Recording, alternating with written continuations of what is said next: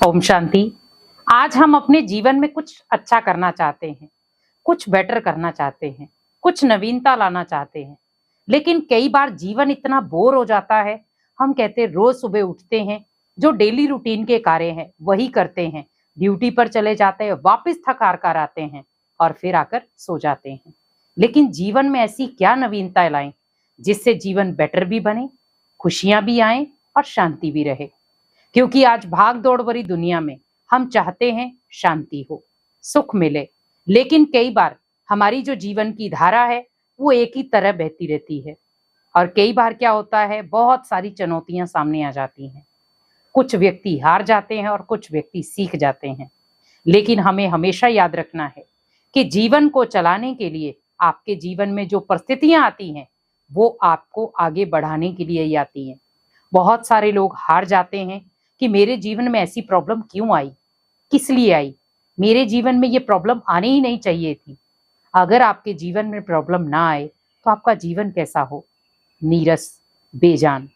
लेकिन जैसे आपके जीवन में कोई परिस्थिति आती है, कोई प्रॉब्लम आती है, आपको बहुत कुछ सिखा कर जाती है। और आपने देखा होगा, जब व्यक्ति के हाथ में कोई भी सरकमस्टांस ऐसा आ जाता है जिसे वो पार नहीं कर पाता, तब वो लेता है भगवान का सहारा। और जब भगवान को वो अपनी मन की बात सुनाता है तो उस मन से भगवान भी उसकी मदद के लिए उतर आता है। कई बार लेट आते हैं और कई बार उसी समय आ जाते हैं। और जब एकदम से हम भगवान को पुकारते हैं, भगवान हाजिर हो जाते हैं। हम कहते हैं भगवान ने मेरी जल्दी से सुन ली। लेकिन कई बार जब वो लेट हो जाता है तो हम कहते हैं भगवान तो मेरी सुनते ही नहीं है। आप सोचिए कि जीवन में जो भी कर्म किए वो मैंने किए हैं, भगवान ने नहीं। तो जब मैंने उल्टे कर्म किए तो क्या मैंने भगवान को याद किया था? लेकिन जब हम कोई अच्छे कर्म करते हैं, हम जरूर भगवान को याद करते हैं। क्योंकि अगर हम उल्टे कर्म करने से पहले भगवान को याद करें तो कभी कर्म उल्टे हो ही नहीं। लेकिन हम उल्टे कर्म करने के बाद भगवान को याद करते हैं कि भगवान मैंने ऐसा कर दिया, मैं करना नहीं चाहता था। इसीलिए भगवान भी हमें कहते हैं हर कर्म सोच समझ कर करो, क्योंकि भुगतान और उसका हिसाब किताब आपको ही देना है। तो जीवन में आप हमेशा ध्यान रखें, कुछ नवीनता लानी है, कुछ नया करना है, तो अपने कर्मों में नवीनता लाओ, अपनी सोच में नवीनता लाओ, अपनी आदतों में नवीनता लाओ। क्योंकि जब आप इन चीजों में नवीनता लाएंगे, कुछ नया करने का सोचेंगे, तो आपका जीवन किस तरह से खुशियों से भर जाएगा आपको खुद भी पता नहीं चलेगा।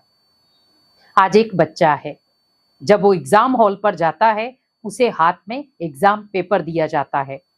लेकिन जैसे वो प्रश्नावली को पढ़ता है, उसे बहुत सारी चीजें याद आना शुरू हो जाती हैं। मैंने ये क्वेश्चन याद किया है, मुझे इसका उत्तर आता है।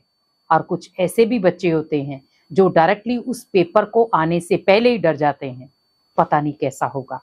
और जो पढ़कर गए हैं उन्हें पता है कैसा भी पेपर होगा, लेकिन मैं उस पेपर में पास हो जाऊंगा, क्योंकि उन्हें खुद के ऊपर कॉन्फिडेंस है।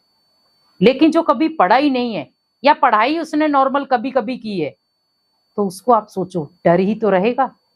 आज बहुत सारे ऐसे बच्चे हैं, जिस दिन एग्जाम होता है उससे 2 दिन पहले पढ़ाई शुरू करते हैं या 1 हफ्ता पहले पढ़ाई शुरू करते हैं। आप सोचिए, एग्जाम तो अब आया है, लेकिन आप पढ़ाई तो पहले से कर सकते थे ना। तो मीन्स हमें सफलता चाहिए ही नहीं थी। अगर सफलता चाहिए होती तो हम पहले से तैयारी करते। लेकिन मुझे सफलता चाहिए नहीं थी, मुझे उस पेपर से पार होना नहीं था, इसीलिए मैंने 1 हफ्ता पहले पढ़ाई शुरू की।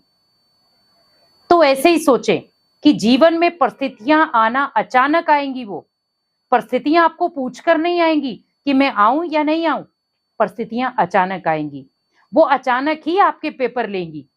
लेकिन कई बार क्या होता है, उन परिस्थितियों को आप इजीली क्रॉस कर पाते हो, और कई बार बहुत सारा हिसाब किताब चुकतू करना पड़ता है। हमेशा याद रखें, कर्म आपने किए हैं तो हिसाब किताब भी आप ही दोगे।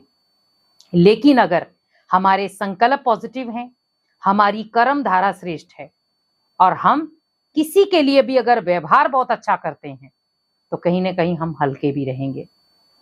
जीवन में हमेशा याद रखें, अगर मुझे जीवन को सुंदर तरीके से जीना है, खुशहाल तरीके से जीना है, तो एक दूसरे की मदद करें, एक दूसरे को दुआएं दें, श्रेष्ठ कर्म करें, हमेशा कुछ ना कुछ नया करने का सोचें, और हमेशा भगवान का हाथ पकड़ कर रहें, क्योंकि जब हम भगवान का हाथ पकड़ते हैं तो भगवान अपना साथ जरूर देता है। हम कुछ अच्छा कर्म करते हैं तो भगवान उन कर्मों का अच्छा फल देता है। जब हम अनेक आत्माओं को दुआएं देते हैं, बदले में वो भी आत्माएं आपको ढेर सारी दुआएं देती है। अगर आप किसी को मदद करते हैं तो हजारों क्या लाखों हाथ आपकी मदद के लिए आ जाते हैं। अगर आपकी आदतें अच्छी हैं तो आप सभी के फ्रेंड बन सकते हैं, सभी के सहयोगी बन सकते हैं, क्योंकि आज व्यक्ति यही चीजें तो देख रहा है। किसी की आदतें, किसी की नेचर, किसी के संस्कार, किसी के कर्म। लेकिन हमें ध्यान रखना है कि जीवन को हमें कुछ नए तरीके से जीना है, क्योंकि जब जीवन को आप एक बोरिंग तरीके से जीते हो तो मजा नहीं आता। उसमें हर दिन कुछ नई एडिशन करें, कुछ सीखने का रखें, कुछ सिखाने का रखें। हमें दुनिया से बहुत कुछ सीखना है और दुनिया को बहुत कुछ सिखाना है, तो उसके लिए हमें पहले खुद भी सीखना होगा।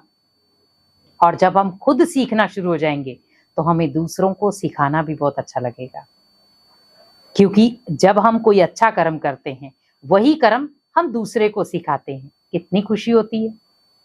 लेकिन वही जब हम कोई गलत कर्म करते हैं, हम दूसरे को नहीं सिखा सकते।